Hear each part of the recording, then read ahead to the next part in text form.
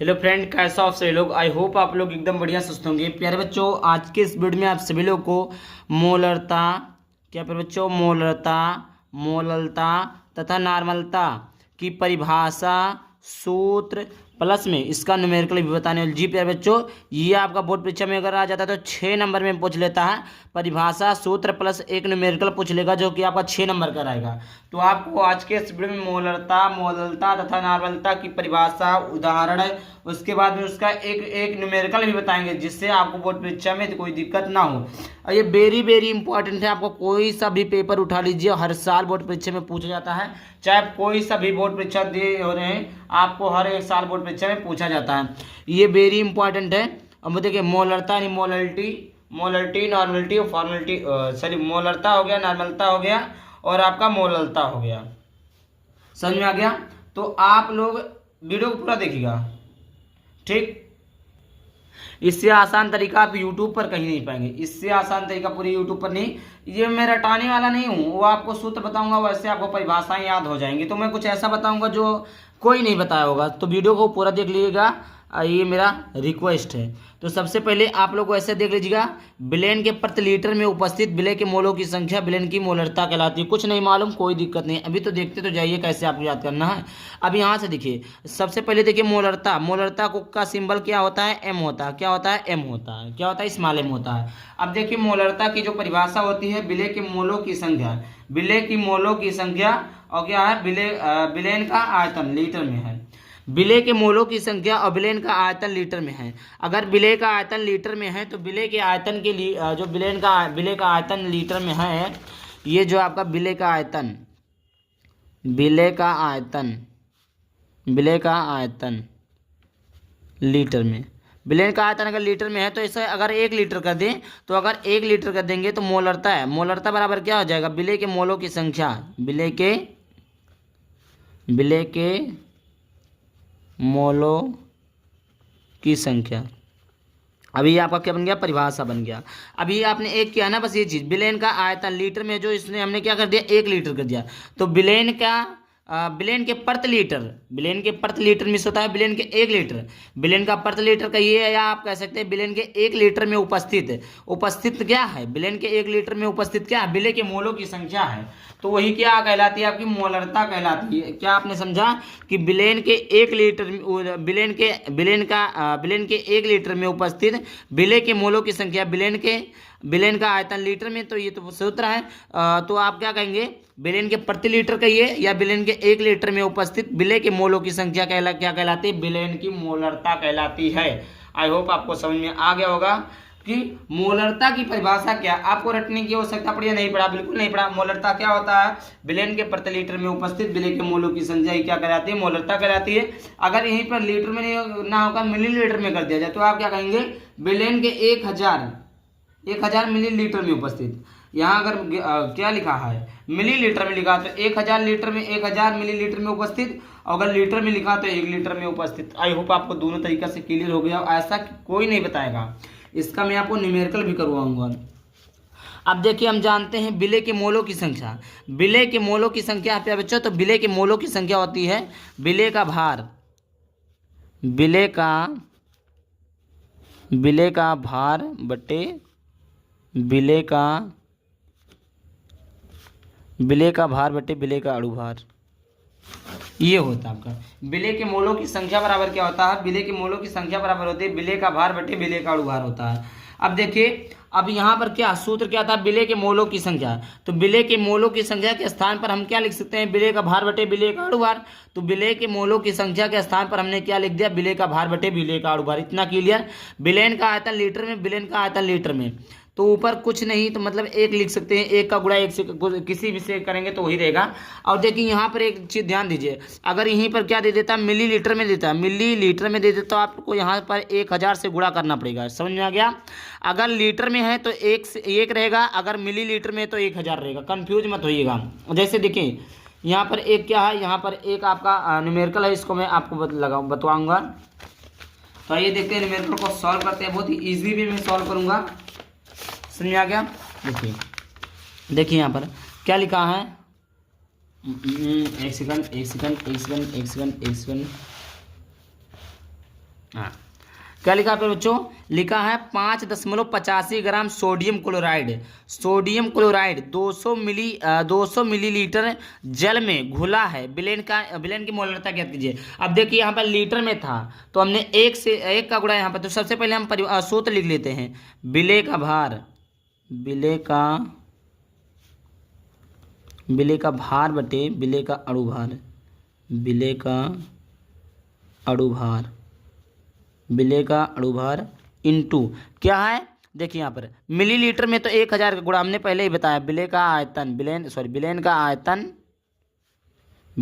आयतन क्या लिखेंगे आप? मिलीलीटर में। अब देखिए ये आपका क्या है? मोलरता है। अब देखिए विलेय का भार देखिए विलेय का भार दिया है 5.85 ग्राम। यहाँ पर देखिए ये आपका क्या? ग्राम सोडियम, तो ये विलेय का भार 5.85 ग्राम दिया है। तो अब यहाँ पर देखिए क्या विलेय का अणुभार चाहिए, तो विलेय का भार क्या है? सोडियम क्लोराइड है। क्या है? सोडियम क्लोराइड है। क्या पे बच्चों? सोडियम क्लोराइड है। यहाँ पर देखिए तो ये सोडियम क्लोराइड का अणुभार क्या हो जाएगा? सोडियम का कितना होता है? 23 होता है, प्लस में क्लोरीन का कितना होता है? 35.5 होता है। कितना होता है? 35.5। इसको जोड़ेंगे तो ये कितना हो जाएगा? 58.5 हो जाएगा। कितना हो जाएगा? 58.5। तो यहाँ से क्या निकल कर आ गया? विलेय का अणुभार कितना आ गया? 58.5 इंटू 1000 बटे विलेन का आयतन मिलीलीटर में, तो विलेन का आयतन मिलीलीटर में दिया है कितना? 200 दिया है। अब देखिए ध्यान से इसको आप लोगों को सॉल्व करना है, जिसका कैलकुलेशन अच्छा होगा उसी से गलती नहीं होगा। अब देखिए मैं बताता हूँ। अब यहाँ पर देख लीजिएगा, एक जीरो से एक जीरो हम काट देते हैं। एक जीरो से एक जीरो हमने क्या किया? काट दिया। अब यहाँ पर देखिए 2 जीरो है, तो 2 जीरो का गुणा इसमें होगा तो 2 दशमलव के इधर है, तो ये दशमलव हट जाएगा, यानी 585 हो जाएगा कि नहीं हो जाएगा? राइट, एकदम राइट।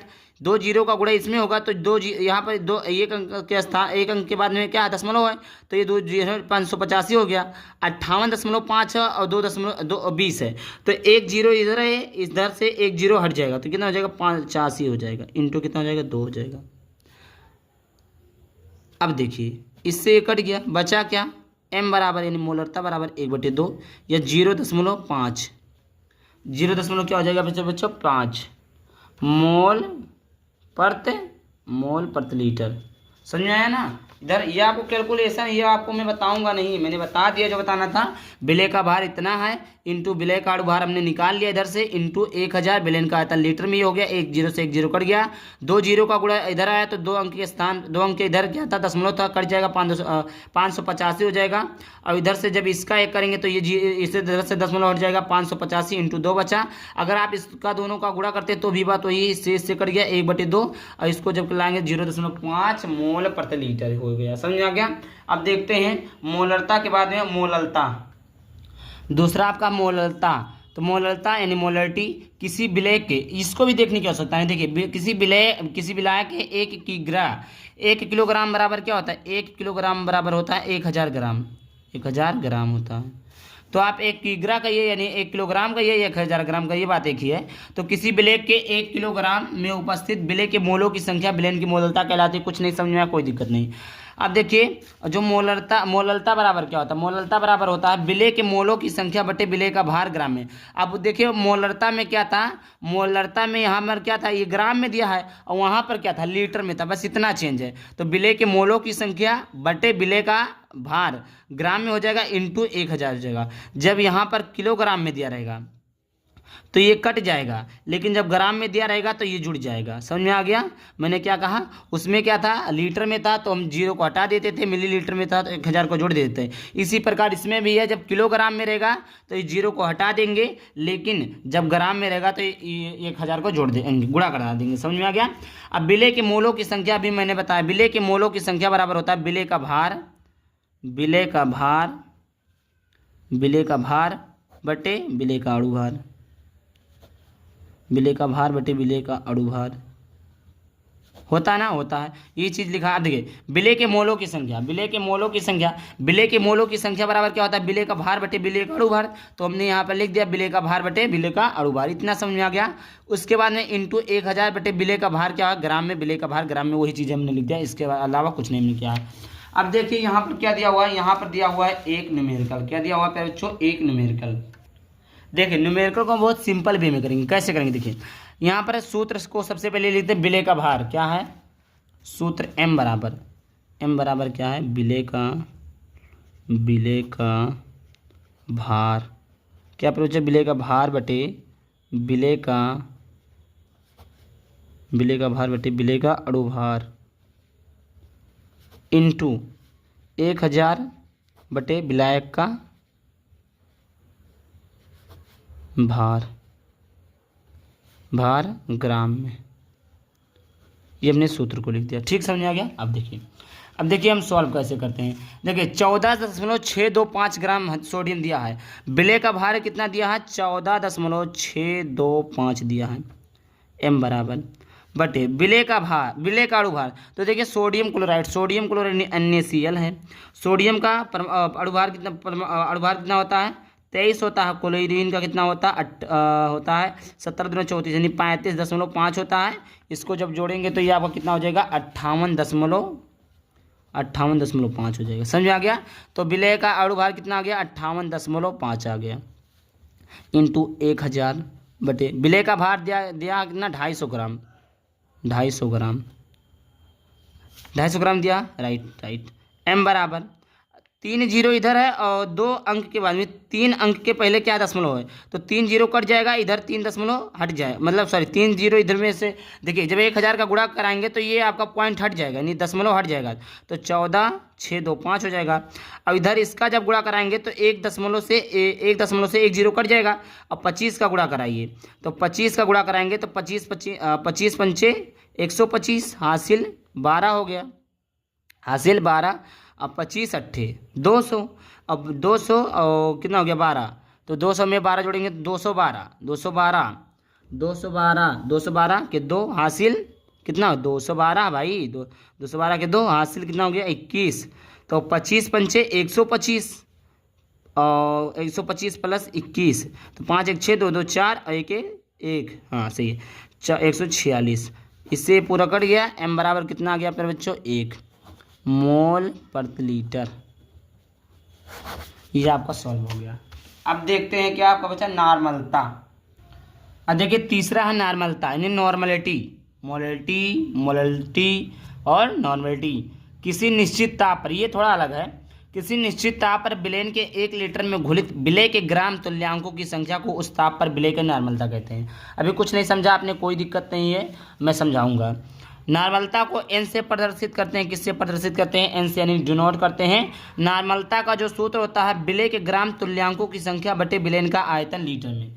अब देखिए किसी निश्चित ताप, अब निश्चित ताप आप 100 डिग्री सेल्सियस ले सकते हैं, 20 डिग्री सेल्सियस, को जो भी आप मतलब ये लीजिए। निश्चित ताप का मतलब ये होता है कि आप जो भी लीजिए, ऐसा नहीं कि आपने 15 लिया फिर उसके बाद 20 लिया फिर 25, ऐसा नहीं। कोई एक निश्चित ताप लीजिए और विलेन के 1 लीटर, विलेन में के 1 लीटर, कोई आपने क्या लिया, विलेन ले लिया। विलेन में क्या होता है, विलेय प्लस विलायक, तो विलेन में 1 लीटर हमने ले लिया, विलेन में 1 लीटर हमने ले लिया को विलेय के ग्राम तुल्यांकों की संख्या को उस ताप पर विलेय की नॉर्मलता कहा जाता है। नॉर्मलता को n से प्रदर्शित करते हैं। नॉर्मलता का सूत्र होता है विलेय के ग्राम तुल्यांकों की संख्या बटे विलेन का आयतन लीटर में।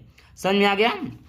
अब यहाँ पर देखिए n बराबर है, यानी विलेय के ग्राम तुल्यांकों की संख्या, विलेन का आयतन लीटर, मिलीलीटर में। अगर लीटर में है तो यहाँ पर 1 रहेगा, लेकिन अगर मिलीलीटर में तो आपका क्या रहेगा, 1000 रहेगा। समझ में आ गया। तीनों में डिफरेंस है। मिली अगर लीटर, देखिए आप जानते हैं, बताने की आवश्यकता नहीं है कि 1 लीटर बराबर क्या होता है, 1000 मिलीलीटर बराबर होता है, और 1 किलोग्राम बराबर क्या होता है, 1000 ग्राम होता है। तो आप ही सोच सकते हैं, समझ सकते हैं, इतना तो सेंस सही कि 1 लीटर रहेगा तो 1000 नहीं रहेगा, और 1 किलोग्राम रहेगा तो 1000 नहीं रहेगा, 1000 ग्राम रहेगा तो एक ये नहीं रहेगा, 1000 मिलीलीटर रहेगा तो ये नहीं रहेगा। बात एक ही है। तो आप, आई होप आपको समझ में आ गया होगा। अब बात करते हैं, अब डायरेक्ट आपको हम सॉल्व करवाते हैं क्वेश्चन को। अब देखिए विलेय के ग्राम तुल्यांकों की संख्या बराबर क्या होता है, विलेय के ग्राम तुल्यांकों की संख्या बराबर होता है विलेय का द्रव्यमान बटे तुल्यांकी भार। तो यहाँ पर देखिए विलेय के ग्राम तुल्यांकों की संख्या के स्थान पर हमने क्या लिख दिया है, विलेय का द्रव्यमान बटे विलेय का तुल्यांकी भार, इसके स्थान पर हमने लिख दिया ये बटे क्या है, विलेन का द्रव्यमान क्या है, विलेन का आयतन। विलेन का आयतन क्या है, विलेन का आयतन लीटर में है। अब इसको टोटल मिलाकर आप समझ लीजिएगा कि नॉर्मलता बराबर हो गया विलेय का द्रव्यमान बटे तुल्यांकी भार इंटू 1000 बटे विलेन का आयतन लीटर में। ये आपका जो है शुद्ध यानी सबसे अच्छा नॉर्मलता का जो है सूत्र है, ये आपका सूत्र है, ये आपका इंपॉर्टेंट, इतना ही आप याद रखिएगा। अब इसमें आप कहेंगे तुल्यांकी भार कैसे निकालें, तो तुल्यांकी भार निकालने के अणु भार पता होना चाहिए, उसकी क्या पता होनी चाहिए, संयोजकता पता होनी चाहिए। क्या पता होनी चाहिए, विलेन का नॉर्मलता के तुल्यांकी भार पता होना चाहिए और उसकी संयोजकता पता होनी चाहिए।